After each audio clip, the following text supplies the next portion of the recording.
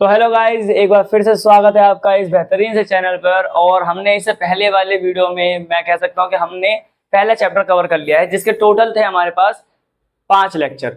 और उम्मीद करता हूं कि आप लोगों ने वो सारे के सारे लेक्चर देख लिए होंगे। ठीक है, तो आज हम इस चैप्टर के अंदर आज हम इस वीडियो के अंदर स्टार्ट करने वाले हैं second chapter of this biology, and उसका नाम है ह्यूमन रिप्रोडक्शन। ठीक है, तो ह्यूमन रिप्रोडक्शन, चलिए हेडिंग के साथ स्टार्ट करेंगे। सबसे पहले, जैसा कि आप सभी को पता है, ह्यूमन रिप्रोडक्शन बहुत ही ज्यादा इंपॉर्टेंट चैप्टर हो जाता है सीबीएसई प्लस नीट के लिए। ठीक है, और काफी सारे लौंडे लोग तो इस चैप्टर का बहुत बेसब्री से इंतजार भी कर रहे होते हैं। पता नहीं उनको कौन सी इसके अंदर वो संतुष्टि मिलती है चैप्टर के अंदर। लेकिन जैसे जैसे वो इस चैप्टर को पढ़ना स्टार्ट करते हैं, वैसे वैसे उनका इंटरेस्ट भी खत्म हो जाता है, क्योंकि उनकी जो उम्मीदें थी ना इस चैप्टर से कि ये चीजें पढ़ेंगे, वो कुछ बढ़िया बढ़िया चीजें, वो उनको दिखती नहीं है यहाँ पर। ओके, तो मैं यही पहले डिस्क्लेमर देके चलूंगा आपको कि इस चैप्टर में अगर आप लोगों ने बहुत ज्यादा उम्मीदें लगा रखी कि बहुत आपको एक्सप्लेन करके कोई भी टीचर पढ़ाएगा, तो ऐसा कुछ नहीं है। आपको सिर्फ उतना ही पढ़ाया जाएगा जो आपसे, आपके टॉपिक से, आपके क्लास से या आपके पेपर से रिलेवेंट होगा। ठीक है, उसके अलावा कोई कुछ भी बातें नहीं करने वाला फालतू। ठीक है, तो कहीं से भी, चाहे आप मेरे से पढ़ो, चाहे आप अपने ऑफलाइन टीचर से पढ़ो या फिर आप अपने किसी भी स्कूल के टीचर से पढ़ते हो, तो वहां पर मर्यादा के साथ, एक डिसिप्लिन के साथ इस चैप्टर को पढ़ना। ठीक है, तो चलिए आज के इस लेक्चर को स्टार्ट करते हैं। और आज हम ह्यूमन रिप्रोडक्शन के अंदर पढ़ेंगे। देखो, सबसे पहले मैं बता देता हूँ, इस लेक्चर इस चैप्टर के भी बहुत सारे पार्ट्स होंगे, बहुत सारे लेक्चर होंगे। तो अपन लेक्चर वाइज सारे टॉपिक को कवर करेंगे। आज का मेरा मेन फोकस रहेगा कि मेल जो रिप्रोडक्टिव सिस्टम है उसका मेजॉरिटी पार्ट या मेजॉरिटी पोर्शन में कवर कर लूँ। लेकिन अगर कुछ रह जाएगा तो अपन उसे नेक्स्ट लेक्चर में फीमेल वाला पार्ट स्टार्ट करने से पहले कवर करेंगे। क्लियर? तो चलिए स्टार्ट करते हैं today's lecture with my intro. As you all know, my name is Zafar Sheikh and you are watching Try Motive. तो चलिए आज का जो टॉपिक है हमारा वो है some major events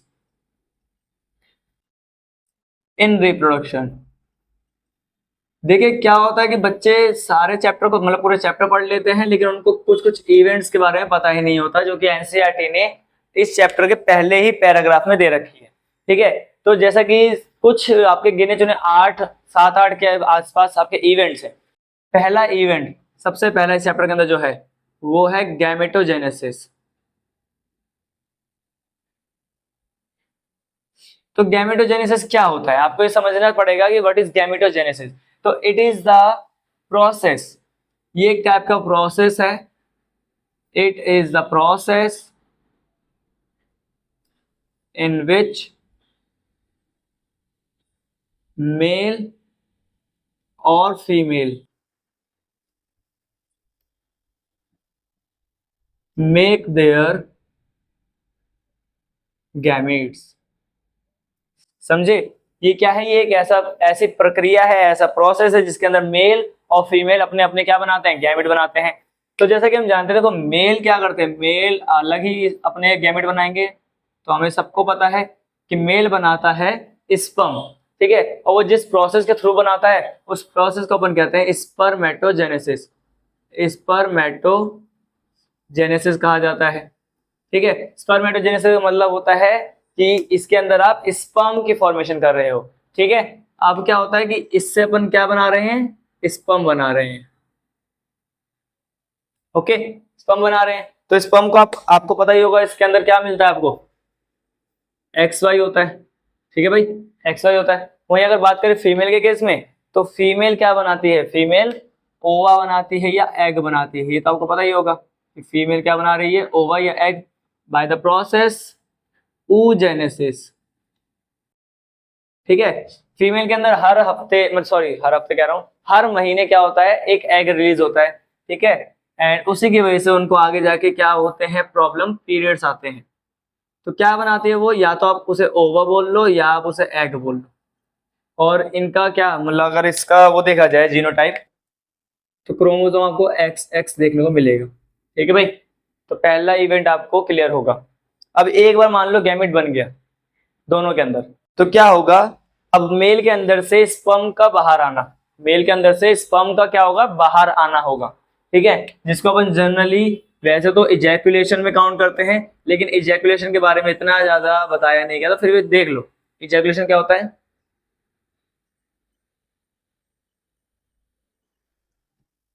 ejaculation,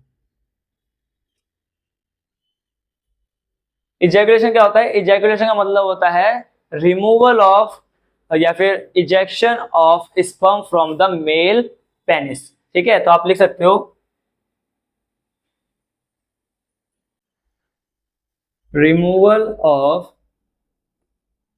sperms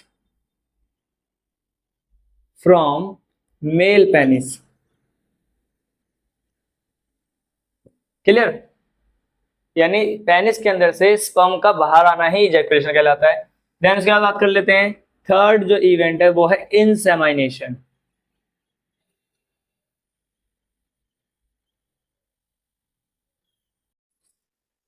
इंसेमाइनेशन क्या होता है भाई? देखो, अब इजैकुलेशन हुआ, इजैकुलेशन का मतलब कि जो सीमन था, सीमन या फिर स्पर्म मेल के पार्ट से बाहर आया, लेकिन अभी बाहर आया तो हम बात करें रिप्रोडक्शन की, तो रिप्रोडक्शन में क्या होता है कि मेल का जो स्पर्म है या सीमन है वो कहाँ बाहर आएगा?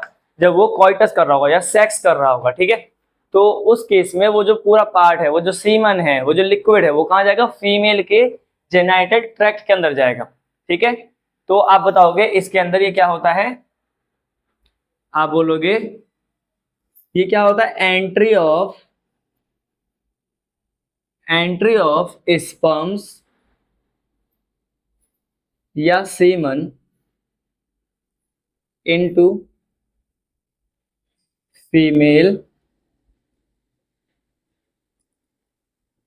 Genital tract. ठीक है, समझ में आई बच्चों?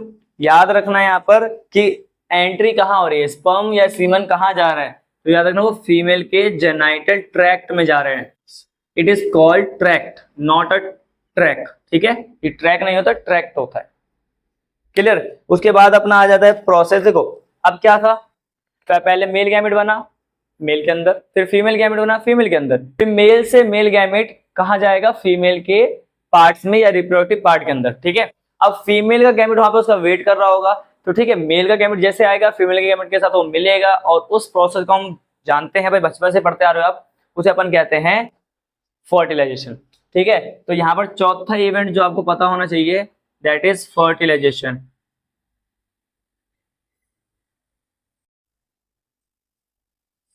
तो फर्टिलाइजेशन क्या होता है भाई?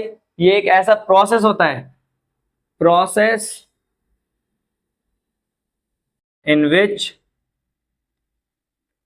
Mail and female gametes meet लिख लो या फ्यूज लिख लो। ठीक है, कैसा प्रोसेस है? यहाँ पर आप ये भी लिख सकते हो, it is the process in which male and female gametes meet, या फिर it is the meeting of male and female gametes. ठीक है, ये दोनों, आप इन दोनों में से कुछ भी लिख सकते हो। और हमें पता है भाई, एक बार फर्टिलाइजेशन हो जाएगा तो जो फिर गैमेट थे, गैमेट से अब आगे जाके बन जाएगा आपका जाइगोट। ठीक है, अब आपका ये क्या बनने वाला है? जाइगोट बनेगा। तो उससे पहले हमारा फर्टिलाइजेशन के बाद जो अगला इवेंट है वो आ जाता है इम्प्लांटेशन, क्योंकि जो एक बार क्या हुआ, फर्टिलाइजेशन हुआ, तो फर्टिलाइजेशन के बाद जाइगोट बनेगा, जाइगोट के बाद फिर आपका बहुत सारी चीजें बनती जाती धीरे धीरे, ब्लास्टुला। ठीक है, ब्लास्टुला बनेगा, और वो ब्लास्टुला कहाँ जाके अटैच हो जाता है? फीमेल के यूट्रस के अंदर अटैच हो जाता है, और इस अटैचमेंट को ही हम कहते हैं इम्प्लांटेशन। तो फिफ्थ जो प्रोसेस है, ये इवेंट है, वो है हमारा इम्प्लांटेशन।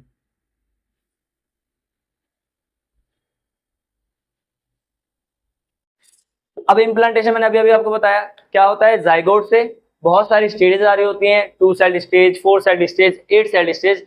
8 सेल को अपन अर्ली मोरूला कहते हैं। फिर आपका आ जाता है उसके बाद 16 सेल स्टेज, जिसको अपन एडवांस मोरूला कहते हैं। और लास्ट में आ जाता है आपका 32 सेल स्टेज, जिसको अपन ब्लास्टोसिस्ट कहते हैं। और वो ब्लास्टोसिस्ट जाकर अटैच हो जाता है कहां पर? यूट्रस के अंदर। तो आप लिखोगे attachment of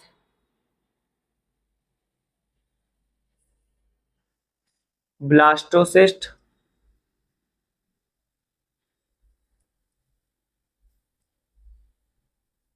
into uterus is called as implantation। अब एक बार इम्प्लांटेशन हो गया तो इम्प्लांटेशन के बाद होता है चेंजेस। वो जो ब्लास्टोसिस्ट था उसके अंदर बहुत सारी चीजें होती है, लेयर्स होती हैं, उसमें से कुछ लेयर बनती हैं आपकी प्लेसेंटा और कुछ लेयर आगे जाके एम्ब्रियो बनाने का काम करती है। ठीक है, उसी को अपन नेक्स्ट इवेंट में कंसीडर करते हैं। ओके, देन इसके बाद इम्प्लांटेशन के बाद आता है हमारा sixth event, that is gastrulation.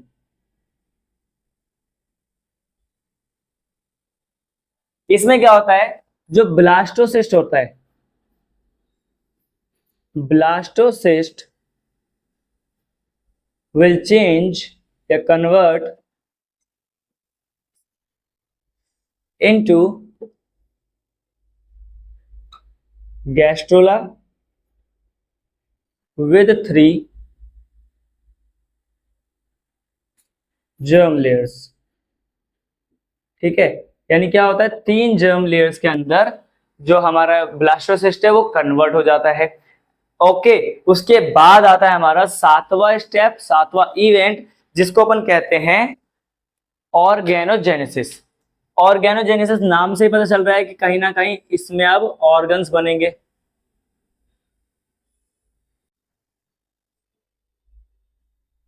Organogenesis, इसमें क्या होता है, इसके अंदर ऑर्गन्स की फॉर्मेशन होती है, formation of organs, formation of organs from 3 germ layer।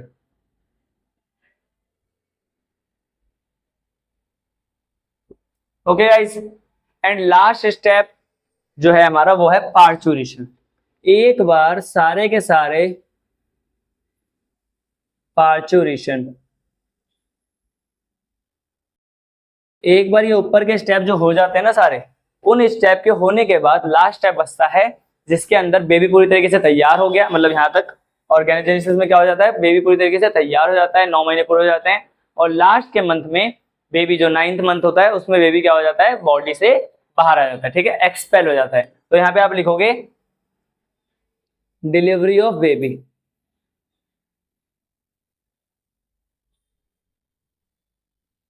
Delivery of baby, या दूसरी भाषा में आप लिख सकते हो एक्सपेलिंग,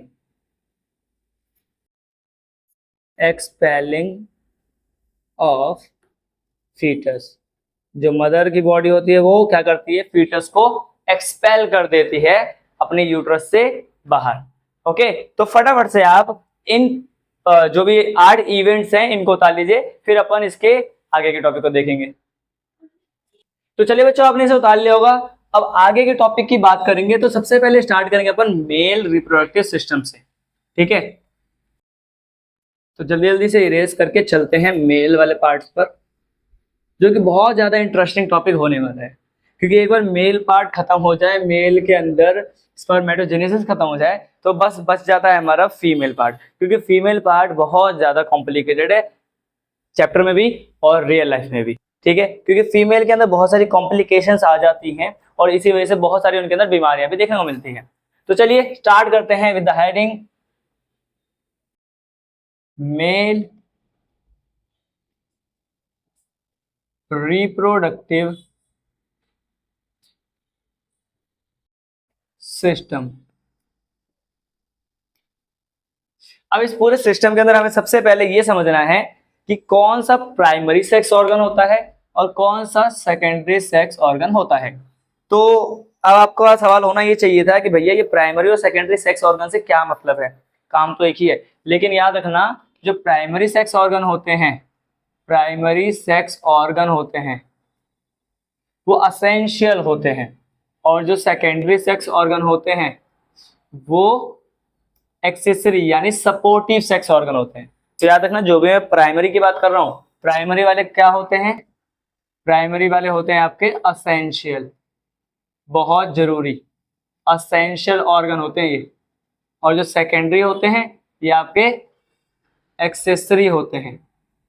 मतलब ऐसा नहीं कि इनकी जरूरत ही नहीं है, इनकी भी जरूरत होती है, ये भी अपना तो क्या हिस्सेदारी मतलब भागीदारी निभाते हैं, ठीक है, स्पर्म बनने में। लेकिन सबसे ज्यादा इंपॉर्टेंट होते हैं आपके ये प्राइमरी सेक्स ऑर्गन। और इसके अंदर अगर मैं बात करूं तो इसके अंदर जो प्राइमरी सेक्स ऑर्गन होता है वो होता है हमारा टेस्टिस, ठीक है, जो कैसा होता है, वन पेयर होता है।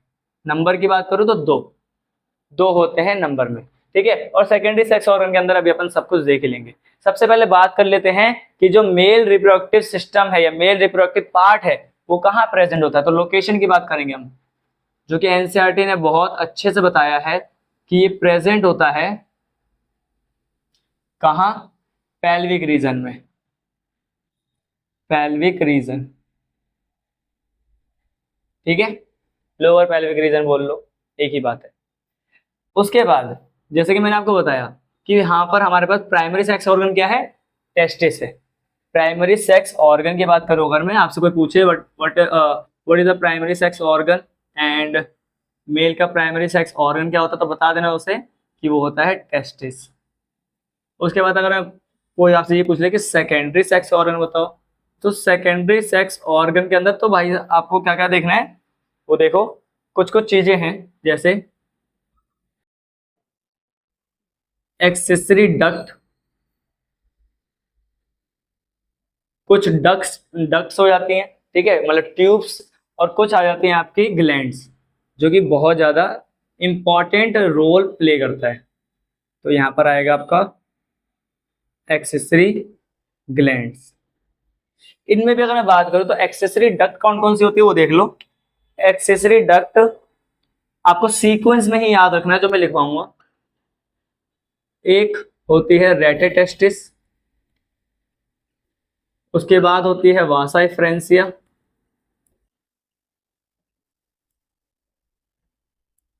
उसके बाद होती है एपिडिडाइमिस,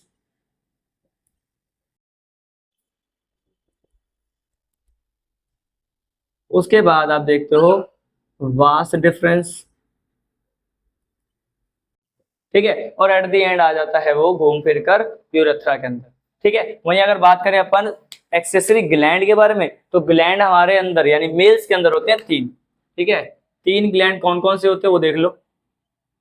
एक ग्लैंड जो होती है उसे कहते हैं हम सेमाइनल वेसिकल, दूसरी ग्लैंड जो हमारे अंदर होती है वो होती है प्रोस्टेट ग्लैंड, तीसरी जो होती है वो होती है bulbo urethral, bulbo urethral glands. इसी का दूसरा नाम होता है काउपर ग्लैंड। कभी आ जाए ना तो लिख देना, कॉपर्स ग्लैंड भी इसी को कहते हैं, ठीक है। और थोड़ी बात कर लेते हैं यहीं पर, इसकी एडवांस बातें भी कर लेते हैं। जो सेमाइनल वेसिकल होता है, या जो इसकी बात करें सेमाइनल वेसिकल, ये भी एक पेयर होता है, यानी नंबर में बात करें तो दो होते हैं। प्रोस्टेट ग्लैंड वन होता है, सिंगल लिख सकते हो, साइड में लिख लेना सिंगल होता है तुम लोगों की तरह जीवन में अपने। और बल्बो यूरेथ्रल ग्लैंड जो होता है ये भी आपके छोटे छोटे होते हैं, पियर शेप के होते हैं, पियर शेप कह रहा हूँ सॉरी, पी शेप के होते हैं ये, और ये भी आपके वन पेयर होते हैं, ठीक है। बाकी इससे ज्यादा एडवांस बात आप कब करोगे, आगे के पार्ट में, मतलब अभी थोड़ी देर में करेंगे। देन इसके बाद कर लेते हैं कुछ एक्सटर्नल जेनाइटेलिया होता है उसमें मेल्स में, एक्सटर्नल जेनाइटेलिया।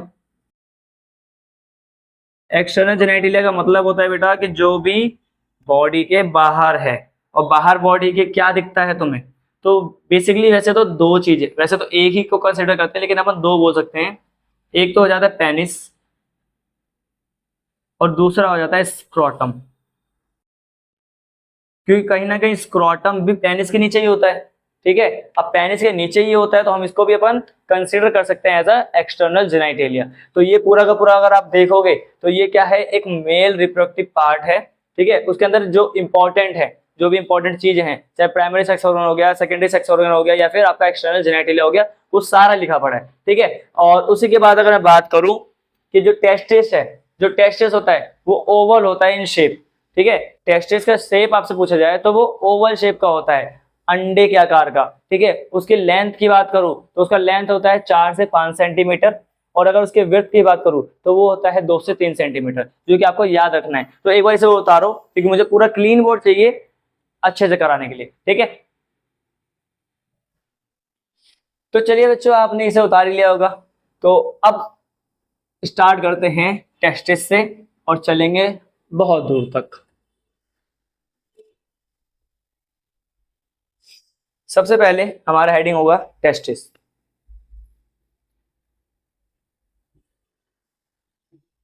जैसा कि मैंने अभी आपको बताया कि जो टेस्टिस होता है वो प्राइमरी सेक्स हार्मोन होता है, ठीक है। तो उसके साथ साथ कुछ और बात कर लेते हैं कि जो टेस्टिस है, जैसे मैं नोट्स बना रहा हूँ वैसे आप भी बना सकते हो। प्राइमरी सेक्स हार्मोन लिखने की जरूरत नहीं है, आप ये लिख लेना 1 पेयर होता है, ठीक है, यानी 2 इन नंबर। नंबर में ये 2 होते हैं, लेफ्ट और राइट दोनों साइड, ठीक है। दूसरी बात, आपसे कोई पूछे कि टेस्टिस कहाँ प्रेजेंट होता है तो लिख देना कि एक्सटर्नल एब्डोमिनल, ठीक है। तो आप बोलोगे इट इज लोकेटेड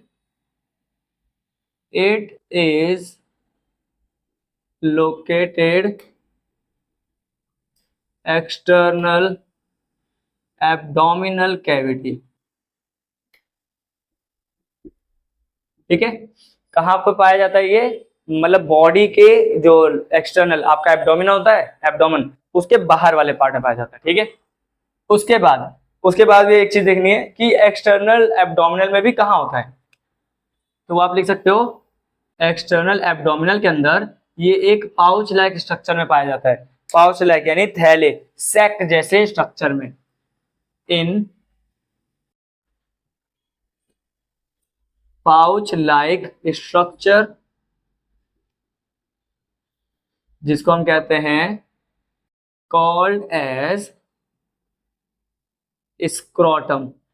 अभी मैंने ये बताया था कि एक्सटर्नल जेनिटलिया के अंदर ही आता है ना।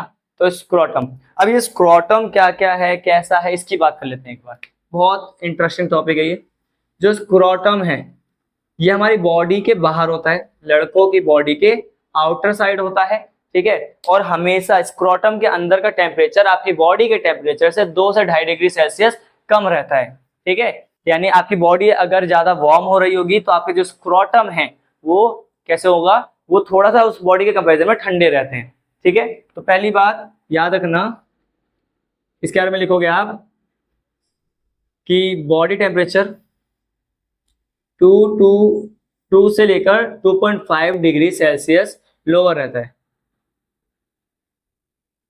लोअर टू बॉडी टेम्परेचर, ठीक है। First point. अब 2 से लेकर 2.5 डिग्री सेल्सियस टेम्परेचर कम होने का क्या रीजन है स्क्रोटम का, तो उसका रीजन सिंपल है कि भाई जो स्पर्म फॉर्मेशन होती है, स्पर्म फॉर्मेशन के लिए लोअर टेम्परेचर रिक्वायरमेंट चाहिए होती है, समझ रहे हो। यानी कि जो स्पर्म बनने हैं उस स्पर्म के बनाने के प्रोसेस के अंदर हमें कम टेम्परेचर चाहिए होता है। दैट्स वाई जो ये है जो स्क्रोटम है ये हमारे एक्सटर्नल एब्डोमिनल के अंदर हैंग हो रहा होता है, लटक रहा होता है, ठीक है। तो आप लिखोगे स्पर्म फॉर्मेशन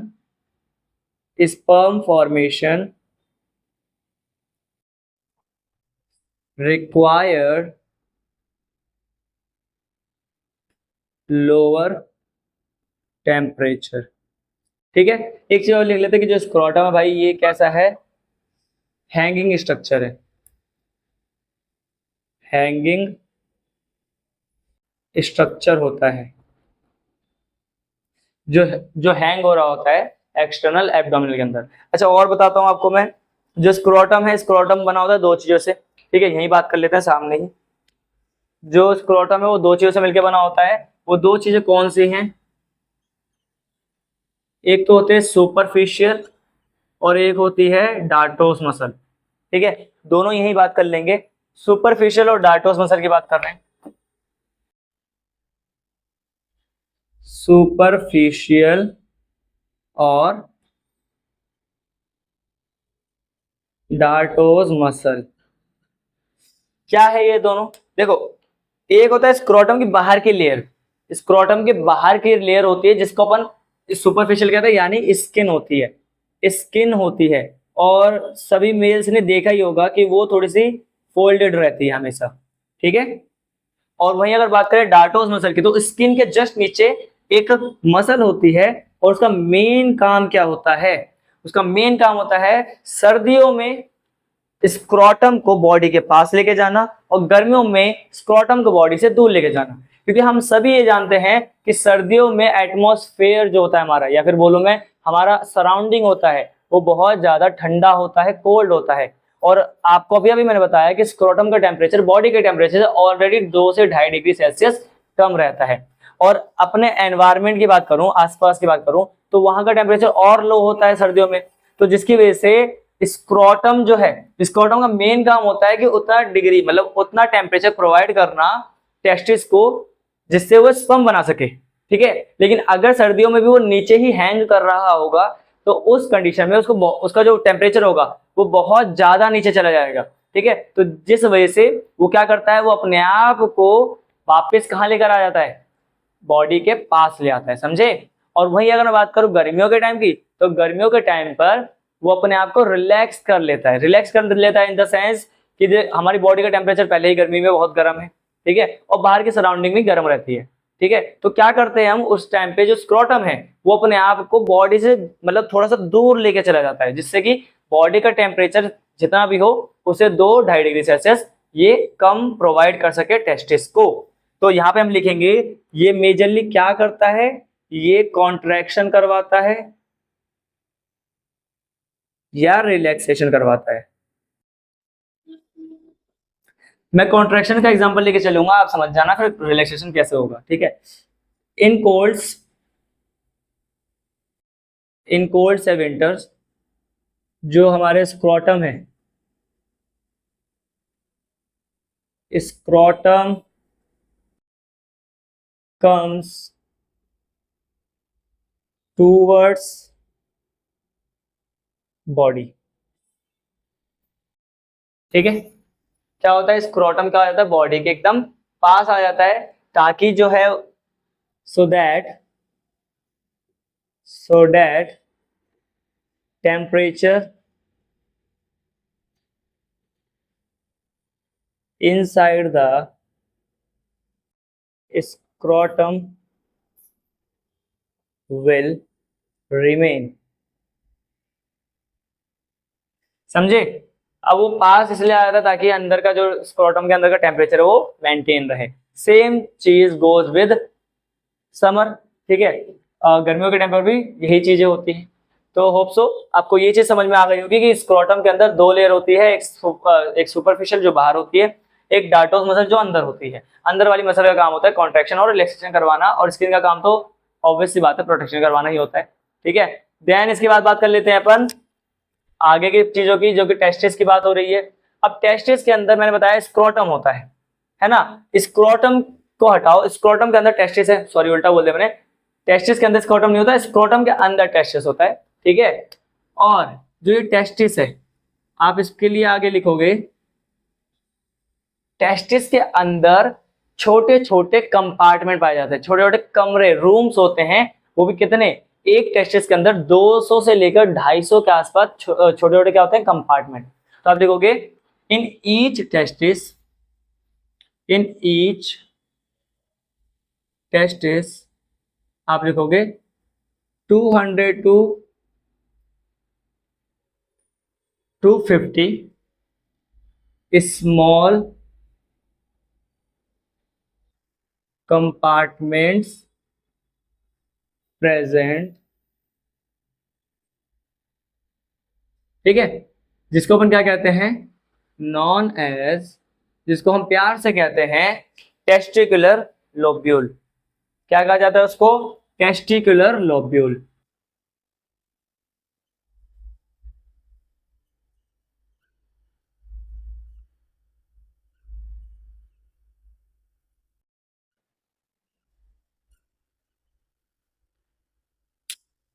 ठीक है भाई, याद रखना क्या होता है, टेस्टिकुलर लोब्यूल होता है। कितने होते हैं, 200 से लेकर 250 के आसपास होते हैं। और उन्हीं 200 से 250 जो टेस्टिकुलर लोब्यूल हैं, उनमें से मैं हर एक की बात कर रहा हूं। हर एक टेस्टिकुलर लोब्यूल के अंदर 1 से लेकर 3 सेमनीफेरस ट्यूब्यूल पाए जाते हैं। यानी मैं कह रहा हूं, अब इसके आगे चलते हैं थोड़ा सा, टेस्टिकुलर लोब्यूल के आगे। इन ईच टेस्टिकुलर लोब्यूल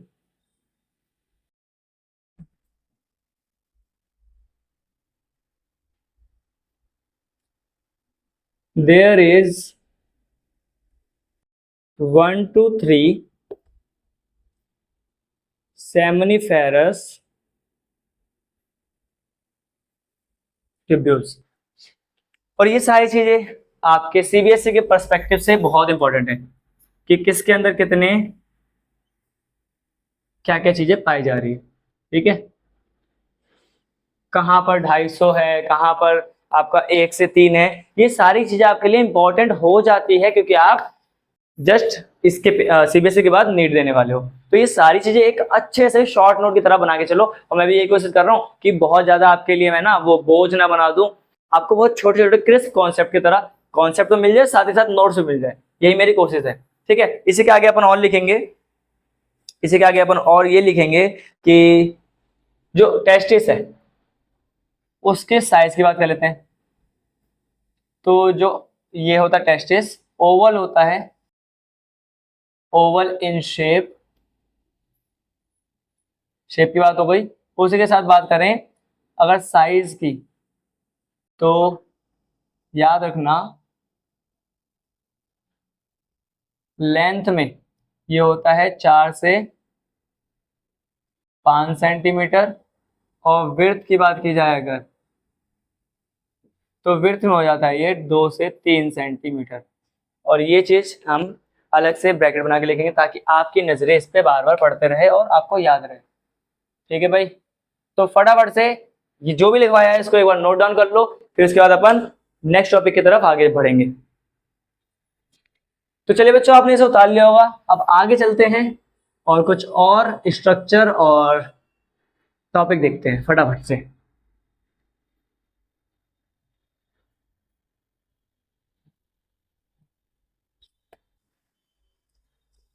याद रखना,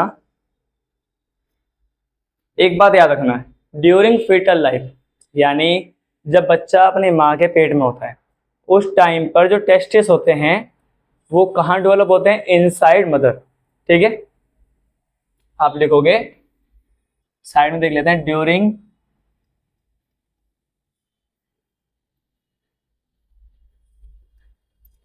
फीटल लाइफ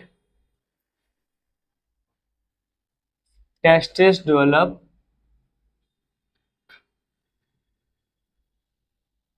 इनसाइड एब्डोमेन।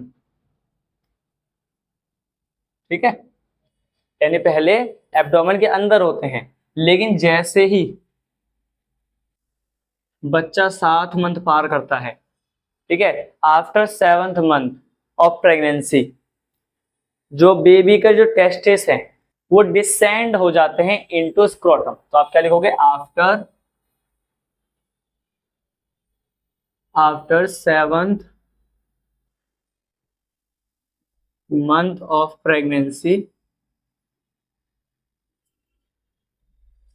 जो टेस्टिस है, टेस्टिस डिसेंड्स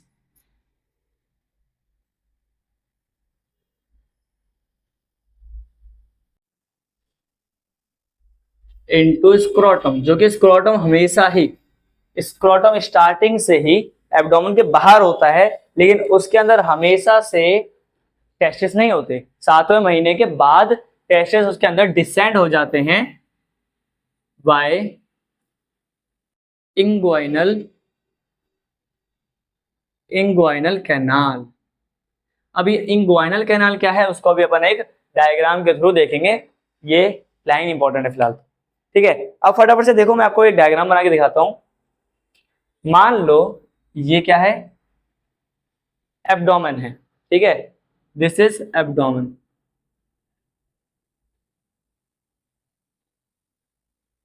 ओके, ये एब्डोमेन है, और इस एब्डोमेन के ऊपर, मतलब इस एब्डोमेन के बाहर की तरफ स्क्रोटम क्या हो रहे होते हैं, हैंग कर रहे होते हैं। तो यहां पर आप देखोगे कि हम कुछ इस तरीके से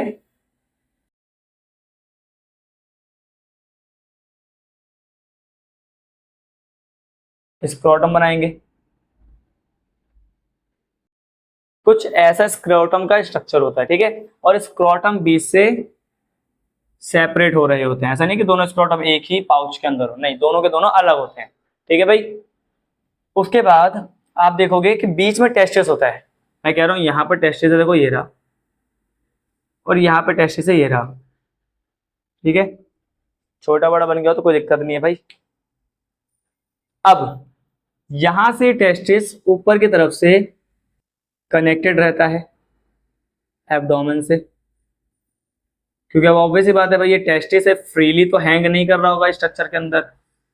अब फ्रीली हैंग कर रहा होगा तो कहीं भी जा सकता है ये, ठीक है। दूसरी बात, ये वाला टेस्टिस भी ऐसे ही हैंग हो रहा होता है। अब जो चीज, जिस चीज से ये अपर साइड, अपर एब्डोमेन से अटैच होती है, उसको अपन कहते हैं स्पर्मेटिक कॉर्ड, ठीक है। ये जो रेड कलर से मैंने मार्क करा है, इसको हम कहते हैं, इसको हम कहते हैं स्पर्मेटिक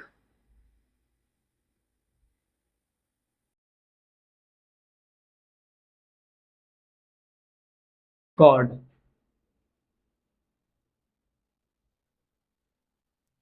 सेकंड थिंग, सेकंड चीज याद रखना कि जो स्क्रोटम देखो ऊपर तरफ से तो ये हैंग हो गया। अब अगर ऐसा होगा स्ट्रक्चर तो ये तो हैंग कर रहा है ना, लटक रहा है ना, ठीक है। अब ये लटक रहा है तो ये चीज नीचे की तरफ से, स्क्रोटम जो है इसको नीचे की तरफ से भी क्या करता है, अटैच करके रखता है। और वो अटैचमेंट होती है नीचे की साइड से, उसका भी कुछ नाम होता है, वो देखो अभी बताऊंगा मैं आपको। इस केबल को जिसे नीचे से अटैच्ड है, उसको हम कहते हैं ग्यूबरनेकुलम, ठीक है। बहुत ही वियर्ड वियर्ड नाम है, लेकिन आपको ये याद करना है, ठीक। जो एक ग्रीन पोर्शन मैंने आपको बना के दिखाया है, this portion is called as gubernaculum,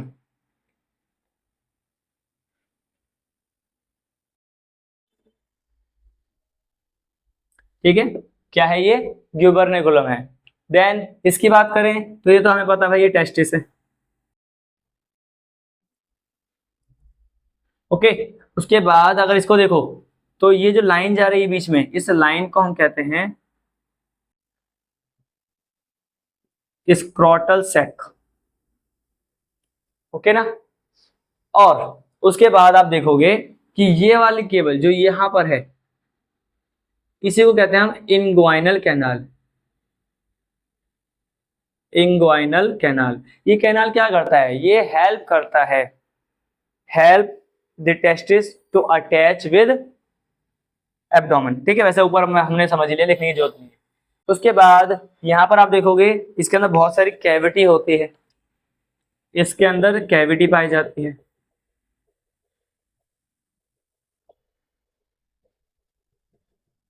ठीक है भाई। यहाँ पर कैविटी होती है, इसको स्क्रोटल कैविटी बोल सकते हो आप। एंड सबसे ऊपर आप यहाँ देखोगे अब कि इसके ऊपर, इस स्क्रोटम के ऊपर बाहर की तरफ स्किन होती है, जैसे कि मैंने आपको बताया था अभी कि बाहर सुपरफिशियल स्किन होती है और अंदर डार्टोस मसल होते हैं। तो अगर आप गौर से अब देखो तो अंदर की तरफ डार्टोस मसल है ब्लैक कलर से, और बाहर की तरफ रेड कलर से जो है वो है सुपरफिशियल स्किन, ओके। तो ये डायग्राम आपको समझ में आ गया होगा।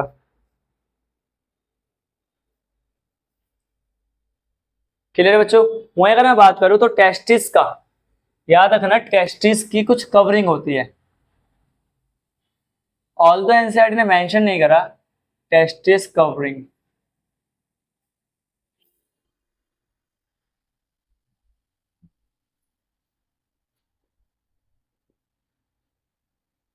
एनसीईआरटी के अंदर वैसे तो दिया नहीं है, लेकिन फिर भी एक बार समझ लेना आपके लिए ज्यादा ही बेनिफिशियल होगा।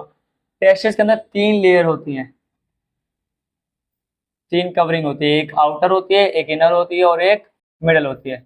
आउटर वाली को हम कहते हैं ट्यूनिका, ट्यूनिका वेजाइनलिस। मिडल वाली को हम कहते हैं ट्यूनिका एल्बुजिनिया। और सबसे अंदर वाली की जो जो है वो उसका नाम होता है ट्यूनिका वेस्क्यूलोसा। ओके, ये याद रखना, एक है आउटर, एक है मिडल और एक है इनर। तो ये आउटर है, ये मिडल है और ये इनर है। ठीक है भाई। अगर मैं आपको एक स्क्रोटम का डायग्राम बना के दिखाऊं, एक सेक्शनल व्यू काट के दिखाऊं, तो वो कुछ ऐसा दिखेगा, कुछ इस तरीके का।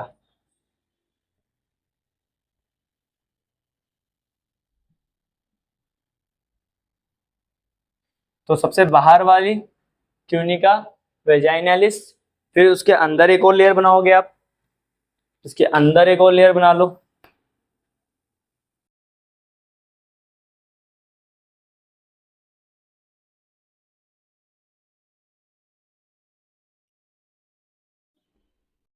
अंदर एक और बना लो, तो ये आ जाएगी आपकी ट्यूनिका एल्बुजिनिया। फिर इसके अंदर, जैसे कि मैंने बताया था, टेस्टिस के अंदर 250 के आसपास कंपार्टमेंट होते हैं, छोटे छोटे कमरे होते हैं। ठीक है, तो वो आप इसमें बनाओगे तो कुछ ऐसे बना लेना आराम से। ये देखने में वैसे तो आपको दिखेगा कि ये हम किडनी का स्ट्रक्चर बना रहे हैं, जो कि हम 11th में पढ़ते हैं। ठीक है, लेकिन एनसीईआरटी ने भी कुछ ऐसा ही डायग्राम, अगर आप उसको देखोगे ना सही से, जो ब्लर ब्लर जैसा बना रखा है, उसमें भी कुछ ऐसा ही देखने को मिलता है हमें,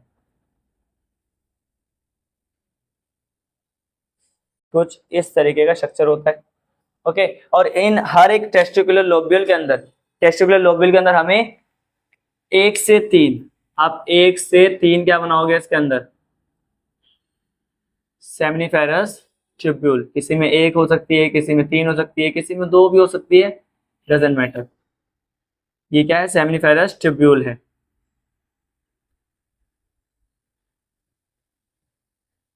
ठीक है, ये सारी की सारी सेमिनिफेरस ट्यूब्यूल एक जगह पर आकर बंच बनाती है, और उस बंच को मैंने आपको लिखवाया था नाम डक्ट का, दैट इज रेटेटेस्टिस।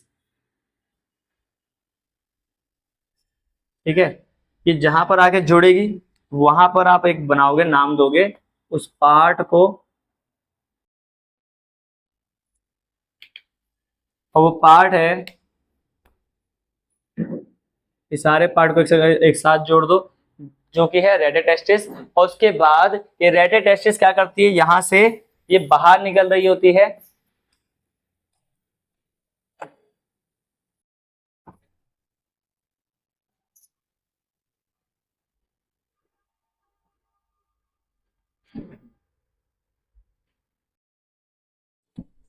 कुछ इस तरीके से। ठीक है, अब इस तरीके से बाहर निकल रही होती है, तो इन सब का अपन क्या करेंगे, नेमिंग करेंगे। ओके, फटाफट से डायग्राम को कंप्लीट कर लेते हैं पहले।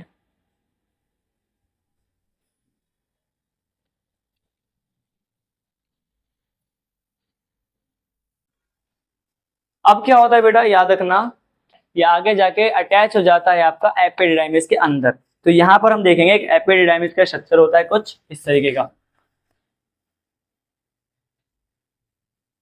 यहाँ एपिडिडाइमिस है, फिर यही एपिडिडाइमिस आगे जाता है और थोड़ा ब्रॉड होता है, फिर ये घूमकर आगे कहीं जाकर किससे अटैच हो जाता है, ये वास डिफरेंस से अटैच हो जाता है। तो ये आगे जाके कहाँ जुड़ जाएगा, ये आगे जाकर ये नीचे आते आते थोड़ा सा ब्रॉडर होता जाएगा, और ये आगे जाकर कहीं ना कहीं वास डिफरेंस से अटैच हो जाएगा। ठीक है, तो ये पूरा स्ट्रक्चर हमारा एक टेस्टिस का हो गया। लेबलिंग कर लेते हैं। लेबलिंग करेंगे सबसे ऊपर ये वाली लेयर, ट्यूनिका वेजाइनालिस, ये वाली लेयर जो है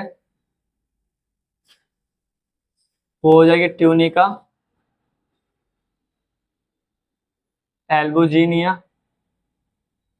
और ये ट्यूनिका वेस्क्युलोसा है, ये बहुत ज्यादा हाईली वेस्क्युलर होती है। तो ये आपको कहाँ मिलेगी, इनके बीच बीच में, इनके बीच बीच में होती है ये। ठीक है,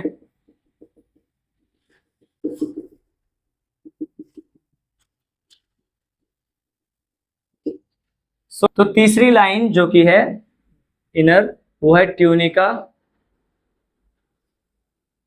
वेस्क्युलोसा। ठीक है, इन सबको सेपरेट कर लेते हैं अलग अलग डब्बे बनाकर। ये ट्यूनिका वेजाइनलिस अलग है, ये वाला पार्ट अलग है, और ये वाला पार्ट भी अलग है। ठीक है भाई। उसके बाद याद रखना जो वासा फ्रेंसिया होता है, वासा फ्रेंसिया से पहले यहाँ पर एक चीज नोटिस करना, ये वाला पार्ट, इस वाले पार्ट को हम कहते हैं रेटेटेस्टिस। रेटेटेस्टिस। उसके ऊपर फिर ये वाला पार्ट अगर आप देखोगे तो इस पार्ट को हम कहते हैं वासा एफ्रेंसिया। ठीक है। ये जो वासा एफ्रेंसिया है, ये वासा एफ्रेंसिया 15 से 20 होता है नंबर में। ठीक है, याद रखना 15 से 20 होता है ये नंबर में। और उसके बाद ये जहां जाता है, ये पूरा का पूरा स्ट्रक्चर एपिडिडाइमिस है। ये पूरा स्ट्रक्चर एपिडिडाइमिस है, लेकिन एपिडिडाइमिस भी आगे जाके 3 पार्ट में डिवाइड हो जाता है, कैपुट, कॉर्पस और कॉडा। Caput, corpus, coda. ठीक है। तो ये वाला जो है ये है कैपुट या कॉपुट। कॉपुट एपिडिडाइमिस। ये वाला पार्ट जो देखोगे ये हो जाता है आपका कॉर्पस एपिडिडाइमिस, आप लिख लेना। फिर लास्ट ये वाला जो पार्ट है जो ब्रॉड है वो हो जाता है आपका, कौन सा बच गया, caput, cauda, cauda epididymis. Okay guys, और यही कॉडा आगे जाके कहीं ना कहीं इस वास डिफरेंस से क्या करता है, मर्ज कर जाता है। ओके। तो बच्चों एक बार गौर से देख लो दोबारा से, ये वाला, ये पूरा का पूरा स्क्रोटम के साथ टेस्टिस वाला पार्ट है, और ये पूरा का पूरा आपका सिर्फ और सिर्फ टेस्टिस का ही स्ट्रक्चर है। टेस्टिस की कवरिंग की बात करूं तो 3 कवरिंग होती है, tunica vaginalis, tunica albuginea, tunica vasculosa. Tunica vaginalis सबसे बाहर वाली कवरिंग होती है, ट्यूनिका एल्बुजिनिया मिडल वाली लेयर होती है, और ट्यूनिका वेस्कुलोसा सबसे इनर होती है, हाईली वेस्कुलर होती है। ठीक है, तो इसीलिए वो अपन ने अंदर पीछे बनाई है। उसके बाद बात करूं तो अगर आपसे कोई पूछे कि स्पर्म का पाथवे बताओ, स्पर्म कहां से कहां जाता है, तो ध्यान रखना कि सेमिनिफेरस ट्यूब्यूल के अंदर स्पर्म बनेगा। उसके बाद सबसे पहले उसकी एंट्री होगी रेटेटेस्टिस के अंदर। तो यही पाथवे यहां से स्टार्ट होगा, सेमिनिफेरस ट्यूब्यूल, देन रेटेटेस्टिस, वासा एफ्रेंसिया, फिर आपका एपिडिडाइमिस पूरा काउंट कर लो, या तो आप तोड़ के लिख लो, कॉडा एपिडिडाइमिस, कॉर्पस एपिडिडाइमिस, फिर आपका कॉडा एपिडिडाइमिस। ठीक है। फिर उसके बाद सबसे एंड में वास डिफरेंस, उसके बाद वो होता हुआ चला जाता है कहां पर, सीधा यूरेथ्रा के अंदर, और यूरेथ्रा से होता हुआ वो निकलता है आपका यूरेथ्रल मीटस से बाहर। सो फटाफट से इसको एक बार नोट डाउन कर लीजिए, मैं जब तक साइड हो रहा हूं। तो बच्चों आपने इसे उतार लिया होगा। चलिए अब आगे की बात कर लेते हैं, जो कि है हमारा पाथवे ऑफ स्पर्म, जो पूछा जाता है नीट में। सीबीएसई में तो पूछा जाता है, लेकिन नीट में ज्यादातर पूछा जाता है, बच्चे भूल जाते हैं क्योंकि उनको यही नहीं याद होता कि स्पर्म बन कहाँ रहे हैं, निकल कहाँ से रहे हैं, कहाँ जाएंगे। तो वो भी देख लेते हैं एक बार। हाँ, इतने बढ़िया बढ़िया डायग्राम बनाने के बाद मिटाना पड़ता है तुम्हारी वजह से। तो चलिए बात करते हैं पाथवे ऑफ स्पर्म की।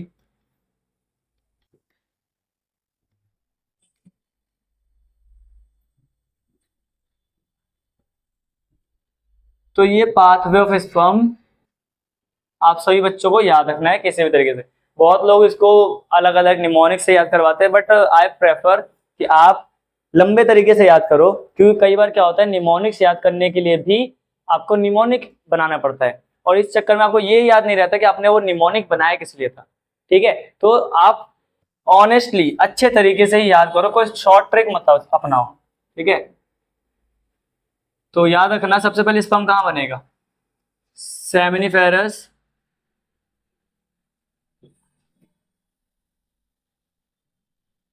ट्यूब्यूल्स में।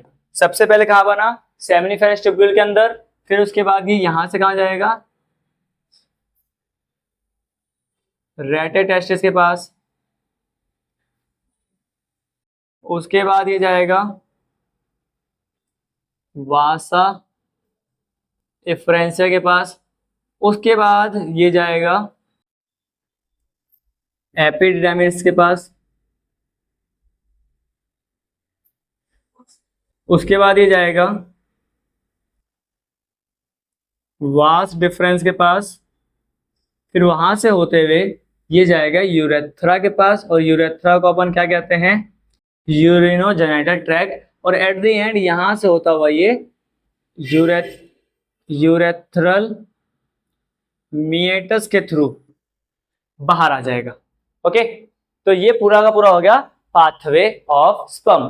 तो सबसे बड़ी बात यहां तक हमने ये देख लिया कि किस तरीके से स्पर्म बनता है टेस्टिस के अंदर, टेस्टिस कैसा होता है, और जो भी उससे रिलेटेड चीज थी वो देख ली।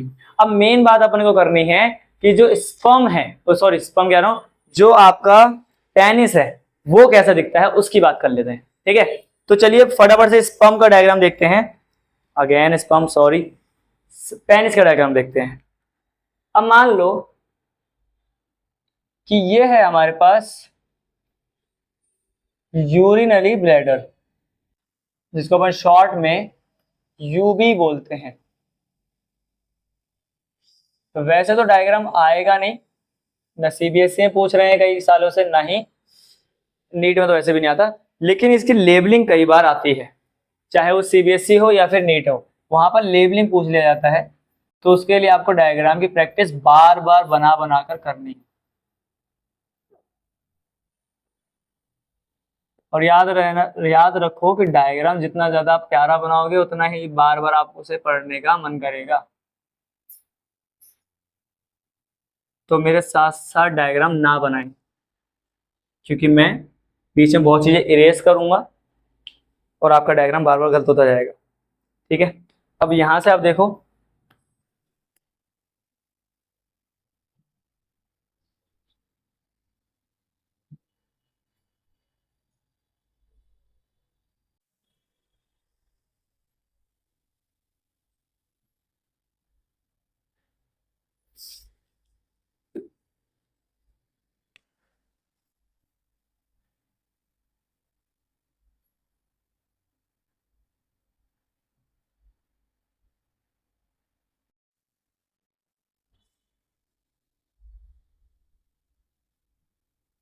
पेनिस के अंदर, पेनिस बना होता है दो टाइप के स्पेशलाइज्ड टिश्यू से। ठीक है, और वो दो टिश्यू होती है वो इरेक्टाइल टिश्यू होती है, जो कि पेनिस को इरेक्ट होने में, ठीक है, उसको हार्ड होने में हेल्प करती है। और वही दो मैं स्ट्रक्चर आपको अलग से दिखा रहा हूँ दो कलर से, एक यूज करूंगा मैं ग्रीन और एक यूज करूंगा मैं कोई सा भी ब्लू या फिर रेड। ये दो स्ट्रक्चर हो जाएंगे दो टिश्यू के। ठीक है, देन इसके बाद आप देखोगे कि छोटा सा और डायग्राम एक बना लेते हैं।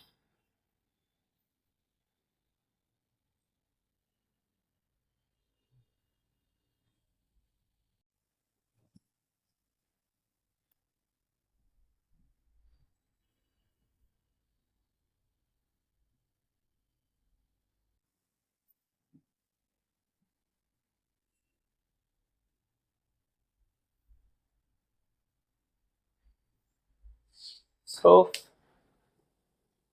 ये एक पेनिस का डायग्राम है।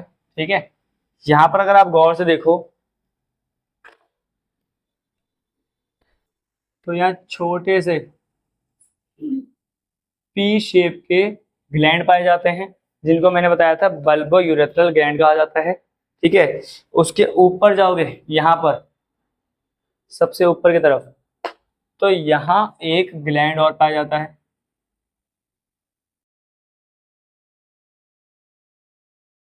जिसको हम बोलते हैं प्रोस्टेट ग्लैंड। ठीक है, फिर आप देखोगे यहीं पर इसी के आसपास एक ट्यूब और निकल रही होती है, इस तरह बना लेते हैं।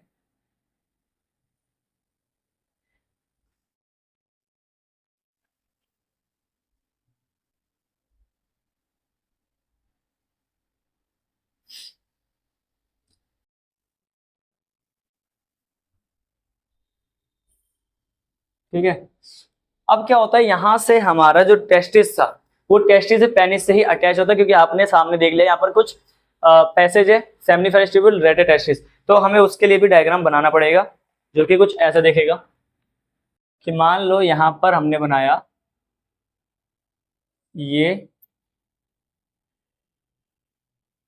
इंग्वाइनल कैनाल का स्ट्रक्चर, फ्लोपुरस स्क्रोटम है ये। ठीक है, इसके अंदर यहाँ पर आपके पास टेस्टिस है, ये टेस्टिस है। एंड इसके ऊपर इस वाले पोर्शन में आप देखोगे तो यहाँ पर मिलेगा आपको एपिडर्मिस।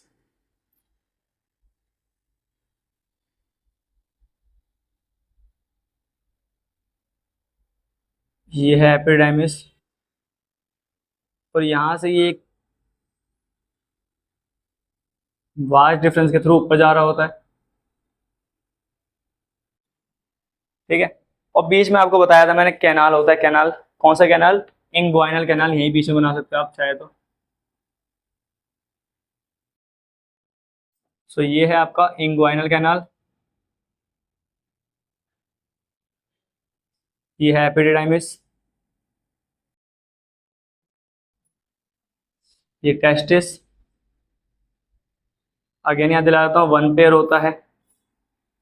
उसके बाद जो ये इंग्वाइनल कैनाल, सॉरी ये जो वास्ट डिफरेंस है, ये वास्ट डिफरेंस कुछ इस तरीके से घूमता हुआ, यहाँ पर आपको लग रहा होगा कि ये एपिडाइमिस के सॉरी यूरिनरी ब्लैडर के अंदर चला गया, लेकिन ऐसा नहीं होता। ये इसके ऊपर पूरा घूमता हुआ पीछे की तरफ से आता है और यहाँ पर आकर अटैच हो जाता है, ठीक है। यहाँ पर ये वाली पाइप देखो कुछ इस तरीके से अटैच होती है। और इसी साइड हमें एक चीज देखने को मिलता है, उसको अपन कहते हैं समाइनल वेसिकल, जो कि हमारा एक और ग्लैंड था, अगर आपको याद हो तो, ठीक है भाई। तो याद रखना, ये चीज याद रखना, this is seminal vesicle, seminal vesicle, this is vast difference,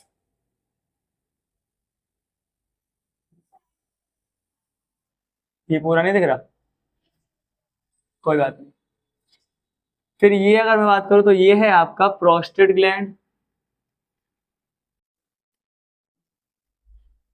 ये छोटे छोटे जो बीन शेप के दिख रहे हैं, पी शेप के दिख रहे हैं, ये है आपका बल्बो यूरेथ्रल ग्लैंड। फिर ये जो देख रहे हो आप बल्ज टाइप का स्ट्रक्चर, इस बल्ज स्ट्रक्चर को हम कहते हैं ग्लैंस पेनिस, ओके। और ये जो दो टिश्यू है, ये आपके दो इरेक्टाइल टिश्यू हैं। उसके बाद में अगर बात करूं तो इसके ऊपर एक स्किन होती है, इसके ऊपर एक स्किन होती है, स्किन की एक फोल्डिंग होती है, ठीक है, कुछ इस तरीके से। इस स्किन की फोल्डिंग को हम कहते हैं glans penis, sorry glans penis कह रहा हूं, फोर स्किन कहते हैं। और यहाँ पर एक ओपनिंग होती है, इस ओपनिंग को हम कहते हैं, इस ओपनिंग को कहते हैं, क्या कहते हैं, यूरेथ्रल मिएटस, ओके। अब ये यूरेथ्रल मिएटस है, और जो ये बीच में इतनी बड़ी ट्यूब आ रही है बेटा, इसको हम कहते हैं, इसको नाम दिया जाता है, इसको हम कहते हैं यूरेथ्रा, या दूसरी भाषा में इसे कह सकते हैं अपन यूरिनोजेनाइटल ट्रैक्ट। अब यूरिनोजेनाइटल ट्रैक्ट इसे क्यों कहा गया, क्योंकि यहीं से मेल के केस में यहीं से सीमन भी आता है और यहीं से यूरिन भी आता है, और फीमेल के केस में ऐसा कुछ नहीं है। फीमेल के यूरिन के लिए अलग पैसेज होता है, और जो उनके अंदर एग्स वगैरह होता है, सिक्रेशन होता है, उसके लिए अलग एक पैसेज होता है, ठीक है भाई। तो ये देख लो, ये पूरा का पूरा एक मेल का पेनिस है। अगर कभी आपको लेबलिंग के लिए आ जाए तो ऐसे देख लेना, सेम यही चीज इस तरफ पे होती है, सेम डिटो चीज यहाँ से यहाँ पेस्ट कर दोगे, दो होती है, ठीक है, पेयर में होती है। अब अगर मैं बात करूं किसकी, कि स्पर्म बनता है किसके अंदर, बताया था मैंने आपको, सेमाइनल वेसिकल के अंदर बताया था।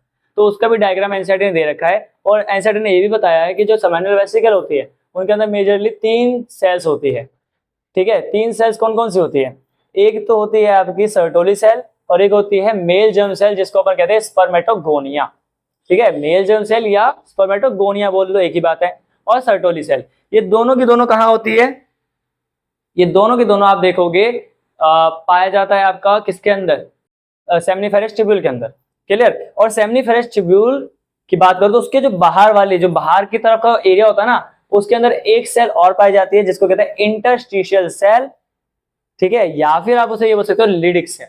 तो टोटल मेजरली कितनी सेल्स हो गए सेमिनिफेरस ट्यूब्यूल के अंदर? 3 cell, Sertoli cell, male germ cell और लिडिक सेल। क्लियर भाई? तो एक बार अपन उसे भी देख लेते हैं।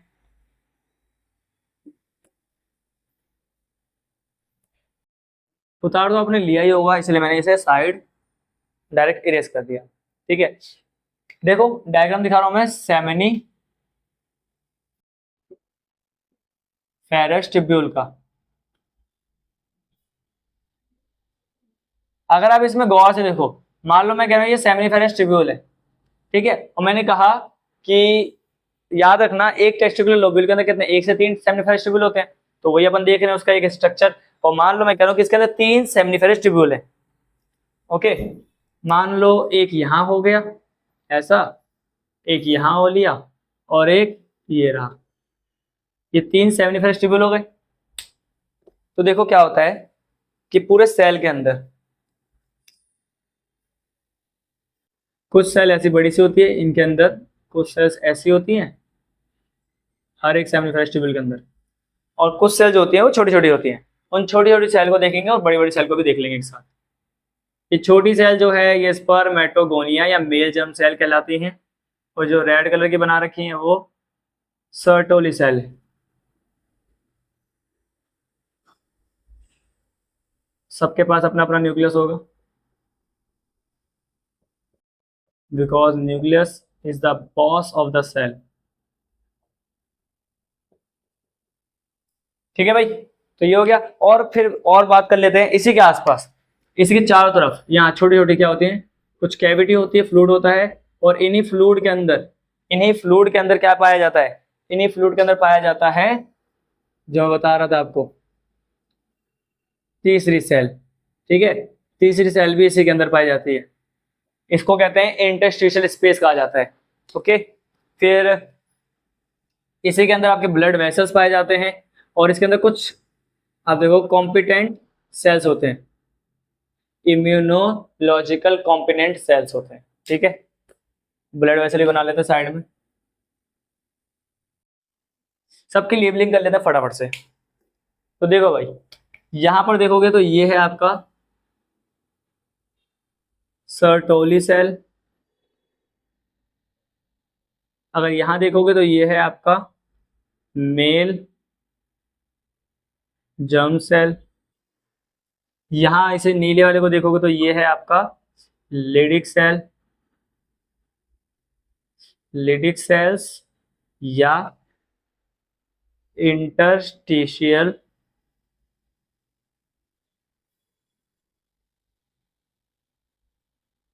सेल्स। फिर यहाँ पर जो रेड कलर की है ये आपके ब्लड वेसल्स हैं। फिर ये जो ग्रीन कलर का बना रखा है, ये ग्रीन एक और ऊपर बना लेते हैं, फिर वहां पर नेमिंग कर लेंगे। ये एक और ग्रीन बना लिया, इसको हम कहते हैं immunological competent cells. It is like WBC, immunological competent cells. ठीक है भाई, क्लियर है यहाँ तक? अब देखो क्या होता है, आपको एक बात बताता हूँ, जो ये मेल जर्म सेल है जिसको हम स्पर्मेटोगोनिया भी कहते हैं, स्पर्मेटोगोनिया। वैसे तो ये चीज आपको आगे बढ़नी है कि स्पर्मेटोगोनिया ही आगे चलकर क्या बनाएगा, स्पर्म बनाएगा। कैसे बनाएगा वो देखो, जो सर्टोली सेल है और जो लिडिक सेल है, ये लिडिक सेल क्या करता है, लिडिक सेल आगे जाकर एंड्रोजन सिक्रीट करता है। ये क्या रिलीज करता है, ये रिलीज करता है एंड्रोजन, और एंड्रोजन में भी क्या, टेस्टोस्टेरोन, टेस्टोस्टेरोन को सिक्रेट करता है। वही अगर मैं बात करूं इसकी सर्टोली सेल की, तो सर्टोली सेल क्या सिक्रेट करता है, एक तो ये स्पर्म मैच्योरेशन फैक्टर सिक्रेट करता है, दूसरा ये सिक्रेट करता है आपका एबीपी। एबीपी होता है एंड्रोजन बाइंडिंग प्रोटीन, यहां पर ये आपका वो नहीं है एबीपी न्यूज। दूसरा, और उसी के साथ साथ अगर मैं बात करूं तो ये सिक्रेट करता है इनहिबिन भी सिक्रेट करता है। अब इन सब के अलग अलग काम है। स्पर्मेटोगोनिया क्या है? स्पर्मेटोगोनिया 2n होता है, हैप्लॉइड मतलब डिप्लॉइड ही होती है। इसकी प्लॉइडी कैसे होती है? डिप्लॉइड। अब क्या होता है, यही चीज आगे बढ़ती है, यही चीज आगे बढ़ेगी, फिर धीरे धीरे क्या होगा, पहले आपका ये टेस्टोस्टेरोन आएगा, इसको क्या करवाएगा, मेच्योर करवाएगा, और मेच्योर होने के बाद ये बनेगा आपका किसके अंदर बन जाएगा, स्पर्मेटिड बनेगा। और वही चीज स्पर्मेटिड आगे जाके क्या बनेगी, स्पर्मेटो जो चाहो तो आप यहाँ पे लिख भी सकते हो कि ये पहले क्या बनेगा, स्पर्मेटिड बनेगा, फिर यही चीज आगे जाकर स्पर्मेटोजोआ बन जाएगी। किसके प्रेजेंस में ये चीज यहाँ पे जाके एक्ट करेगा, दूसरे मार्कर से देख लेते हैं इसको। क्या होता है, जो आपका ये था ना टेस्टोस्टेरोन, ये जाएगा, ये स्टिमुलेट करेगा इस चीज को, स्टिमुलेट इस चीज को करेगा। फिर यहां से याद रखना, जो यहाँ पे स्पर्म मैच्योरेशन फैक्टर है ये जाएगा स्पर्मेटिड को स्टिमुलेट करेगा, ये इसको स्टिमुलेट करेगा। और दोनों जगह पर अलग अलग प्रोसेस होते हैं जिनको अपन को पढ़ना भी होता है। यहाँ पर अगर ये स्टिमुलेट करेगा इस चीज को, तो यहाँ बनेगा आपका, उसे कहते हैं, उस प्रोसेस कहते हैं स्पर्मेटोजेनेसिस। और अगर ये चीज स्पर्मेटिड को स्टिमुलेट करता है स्पर्मेटोजोआ बनने के लिए, तो उसको अपन कहते हैं, एक प्रोसेस आता है स्पर्मिएशन।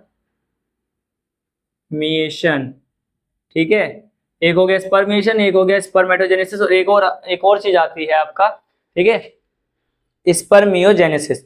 तो हर एक चीज को अपन को देखना भी है, ठीक है भाई, याद रखना।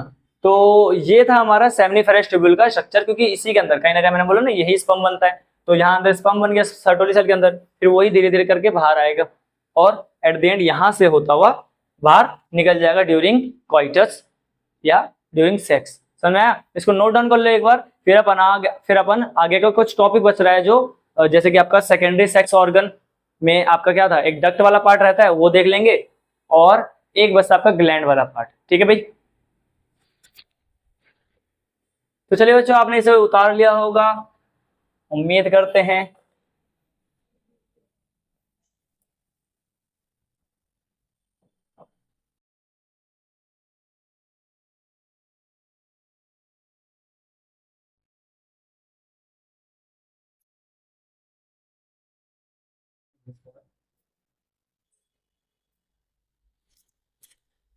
तो चलिए बच्चों, अब अपन स्टार्ट करने वाले हैं मेल का जो एक्सेसरी ग्लैंड है, क्योंकि डक्ट वाला पार्ट तो अपन ने कहीं ना कहीं कर ही लिया है, जो था आपका रेडा टेस्टिस, वासा फ्रेंशिया, एपिडिडाइमिस एंड आपका वास डिफरेंस, ये तो हो गया। अब अपन बात करने वाले हैं किसकी, वो है एक्सेसरी ग्लैंड्स। एक्सेसरी ग्लैंड के अंदर मैं सबसे पहले आपको जो बताऊंगा वो है सेमाइनल वेसिकल। याद रखना, सेमाइनल वेसिकल पेयर्ड ग्लैंड है, तो ये लिखना पेयर्ड ग्लैंड। ओके, दूसरी बात, जो भी सीमन सिक्रीट होता है, जो भी सीमन सिक्रीट होता है,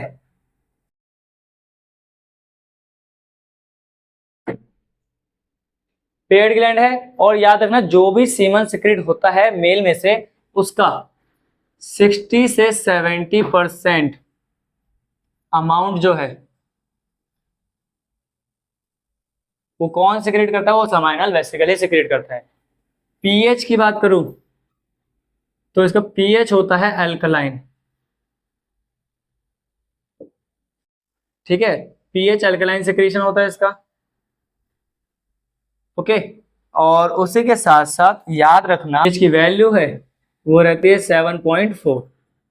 क्लियर? अगर मैं बात करूं फंक्शन में, तो ये क्या क्या सिक्रीट करता है वो लिख लो, सिक्रीशन और उनके फंक्शन एक साथ देख लेंगे।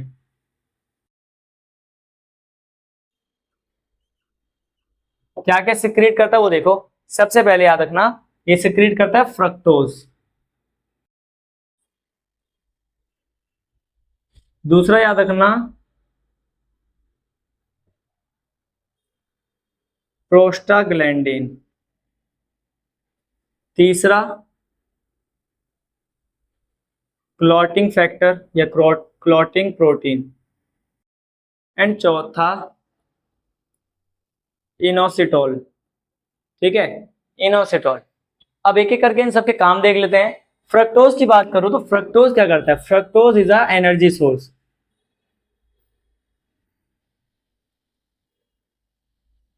एनर्जी सोर्स फॉर स्पर्म, यानी स्पर्म को जो एनर्जी मिलती है वो कहां से मिलती है? फ्रक्टोज से मिलती है। और एक बात याद रखना, पूरे के पूरे फीमेल के वेजाइनल ट्रैक्ट में ये चीज सिक्रीट नहीं होती है, ठीक है।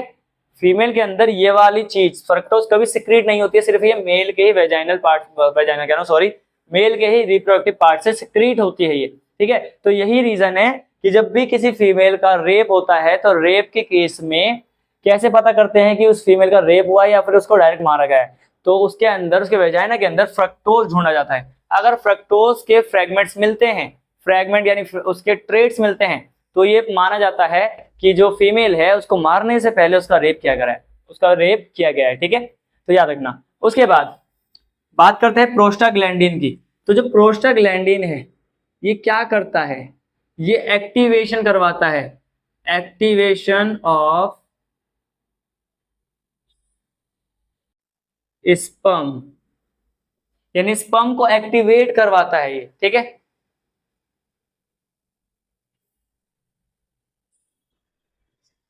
तो पहली बात ये स्पर्म को एक्टिवेट करवाएगा। दूसरी बात ये क्या करता है, जैसे ही स्पर्म, ऑब्वियस बात है कि पूरा सीमन जा रहा है फीमेल के वेजाइनल ट्रैक्ट में, तो कहीं ना कहीं प्रोस्टाग्लैंडिन होगा। और प्रोस्टाग्लैंडिन का काम याद रखना, ये कॉन्ट्रैक्शन करवाता है फीमेल के यूटराइन वॉल में, यानी उसके यूटरस के जो वॉल होता है उसमें धक्का लगाने का काम करता है। जब बच्चा होता है ना पेट में, तब भी प्रोस्टाग्लैंडिन अगर डालोगे, और तब वो जब प्रेगनेंसी पूरी हो जाती है 9 महीने के बाद बेबी बाहर आता है, उस टाइम पे बहुत ज्यादा प्रेशर की जरूरत होती है, धक्के की जरूरत होती है, जो कि फीमेल अपने अंदर लगाती है। वो किसकी वजह से लगता है?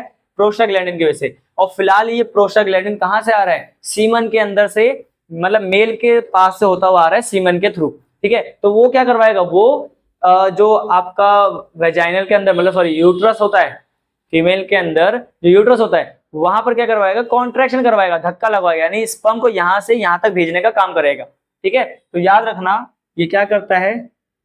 ये कॉन्ट्रैक्शन करवाता है, कॉन्ट्रैक्शन इन यूटेराइन वॉल, ठीक है, जिसकी वजह से जो स्पर्म है उसकी मूवमेंट बढ़ जाती है। उसके बाद कर लेते हैं क्लोटिंग फैक्टर। तो भाई क्लोटिंग फैक्टर का तो काम और आसान है। ये क्या करवाता है? कोगुलेशन करवाता है, coagulation of semen.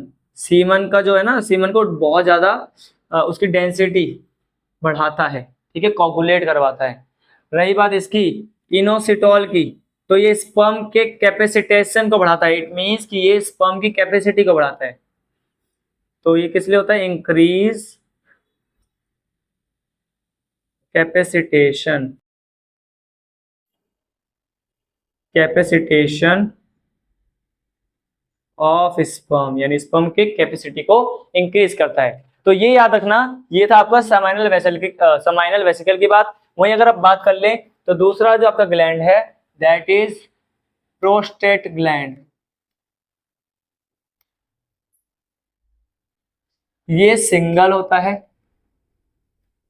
Single gland है भाई, पेयर नहीं होता। दूसरी बात याद रखना, ये डोनट शेप का होता है, डोनट शेप का होता है। तीसरी बात याद रखना, इसका जो थोड़ा सा मतलब काम क्या होता है, ये मिल्कीनेस प्रोवाइड करता है सीमन को। देखा होगा आप लोगों ने, सीमन कैसा होता है? मिल्की कलर का। तो प्रोवाइड मिल्की नेस कलर, ठीक है। तो ये मिल्कीनेस कलर प्रोवाइड करवाता है।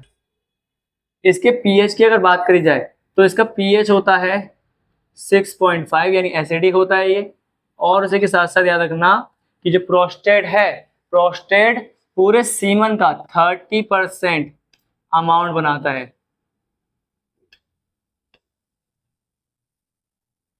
पूरे सीमन का 30% अमाउंट ये बनाता है। और जो भी कुछ बनता है वो डायरेक्टली उठाकर पोर कर देता है किसके अंदर? यूरेथ्रा के अंदर, ठीक है भाई, क्लियर। बात कर लेते हैं कि क्या क्या सिक्रीशन सिक्रीट करता है। तो देखो, जो प्रोस्टेट ग्लैंड है उसके सिक्रीशन याद रखना, सिट्रिक एसिड, ठीक है। क्या क्या है? सिट्रिक एसिड, सिट्रिक एसिड है, फिर उसके बाद लिपिड है, फिर बाइकार्बोनेट है। ओके, बाकी एटसेट्रा, इतना ज्यादा वो नहीं है। इसके फंक्शन की अगर बात करूं मैं, तो याद रखना इनका जो फंक्शन होता है, प्रोस्टेट ग्लैंड का फंक्शन जो होता है वो होता है नरिशमेंट एंड प्रोटेक्शन। यानी सिंपल सी भाषा में कहें तो प्रोस्टेट ग्लैंड जो भी सिक्रेट करता है उसका मेन फोकस ये रहता है कि वो स्पर्म को प्रोटेक्शन दे और उसी के साथ साथ नरिशमेंट भी प्रोवाइड करे। ठीक है भाई। उसके बाद लास्ट बचता है आपका बल्बो यूरेथ्रल ग्लैंड या कॉपर्स ग्लैंड। ठीक है, तो एक बार इसको भी देख लेते हैं फटाफट से। थर्ड जो है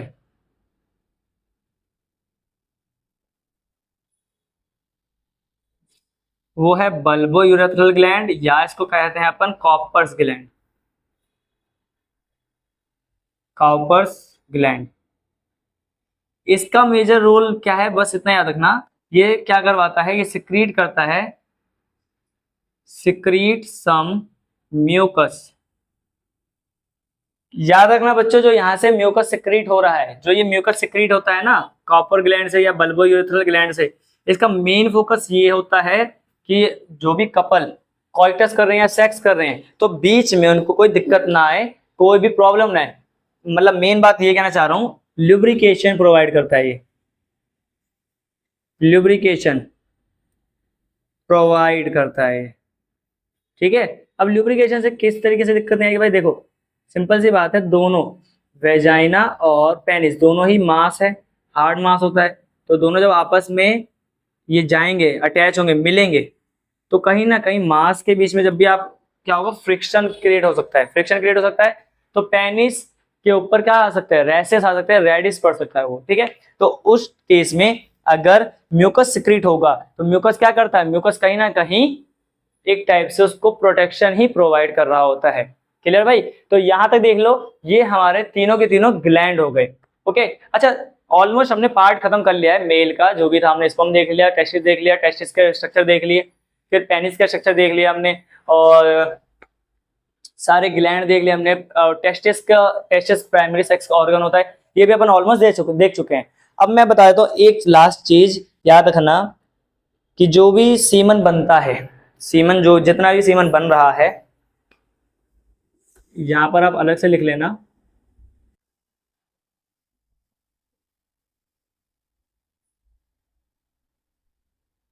सीमन में 10% स्पर्म होते हैं और 90% आपका सेमाइनल प्लाज्मा होता है। समझे?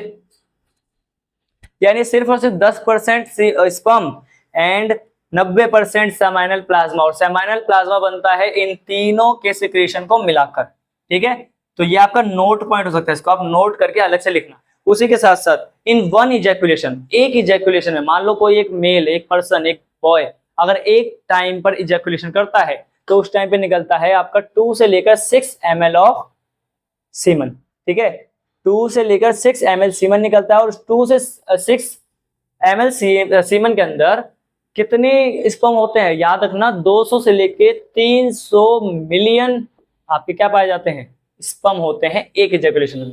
तो आप यहां पे लिख सकते हो इन वन इजैकुलेशन, जो कि कितना होता है 2 से 6 ml, कितने स्पर्म निकलते हैं 200 टू 300 मिलियंस स्पर्म। ठीक है, तो ये इतने स्पर्म निकलते हैं। और एक चीज याद रखना कि ये 200 से 300 मिलियन में आपके 60% स्पर्म ऐसे होने चाहिए जो नॉर्मल होने चाहिए, और उन 60 का रेशो, अगर उन 60 नॉर्मल वाले में से 40% ऐसे होने चाहिए जो बहुत हाई स्पीड से, बहुत रिगरस या विगरस मोटिलिटी वाले होने चाहिए। ठीक है, तो मैं कह रहा हूं इसमें से भी आपके 60% नॉर्मल होने चाहिए, नॉर्मल स्पर्म। ओके, 60%, और इन 60% में से भी आपके 40% कैसे होने चाहिए, विगरस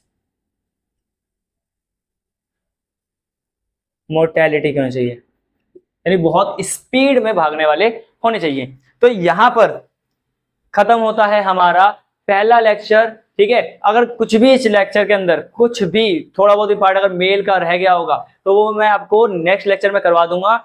और उम्मीद करता हूँ आपको ये लेक्चर समझ में आया होगा। अगर कुछ भी ना समझ में आया हो तो वीडियो को रिवाइंड करके देख लेना, और फिर भी कुछ समझ ना आए तो कमेंट में जरूर पूछना, मैं आपको नेक्स्ट वीडियो में उसका उस डाउट को क्लियर करने की कोशिश जरूर करूंगा। पढ़ते रहिए और आगे पढ़ते रहिए।